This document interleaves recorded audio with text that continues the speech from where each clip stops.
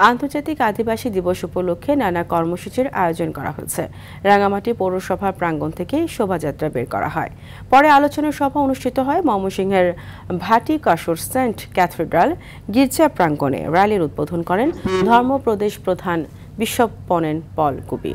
র্যালিতে আদিবাসী তরুণ তরুণীরা বর্ণিল পোশাকে তাদের সংস্কৃতি তুলে ধরেন। সাংস্কৃতিক অনুষ্ঠান হয়েছে দিনাজপুরেও।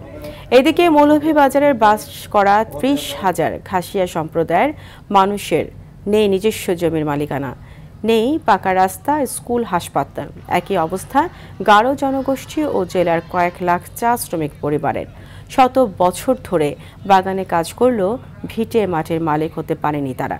মৌলিক অধিকার নিশ্চিত না হওয়া পর্যন্ত দিবসটি আনুষ্ঠানিকতায় সীমাবদ্ধ থাকবে বলে মনে করছেন আদিবাসী নেতারা।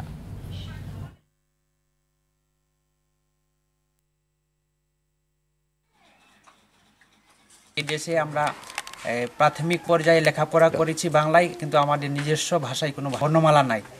আমরা আমাদের বর্ণমালা নয়, আমাদের নিজস্ব ভাষায় কোনো প্রচলন হয় না আমাদের এই বাংলাদেশে। আমাদের মূল দাবির নামা হলো আদিবাসীদের সাংবিধানিক স্বীকৃতি এবং সমতলের আদিবাসীদের জন্য পৃথক ভূমি কমিশন, সমতলের আদিবাসীদের জন্য পৃথক মন্ত্রণালয় সহ 11টি মূল দাবি আমরা সরকারের কাছে জানাচ্ছি। পিছিয়ে পড়া জাতিগোষ্ঠীর ভূমিহীন, সেই ভূমিহীনে জনগোষ্ঠীদের সরকারের যে আশ্রয়ন প্রকল্প আছে, সেই আশ্রয়ন প্রকল্প যাতে এই চা জনগোষ্ঠী, পিছিয়ে পড়া জাতিগোষ্ঠী আশ্রয়ন প্রকল্পে নেওয়া হয় বা দেওয়া হয়, এটা আমাদের প্রত্যাশা।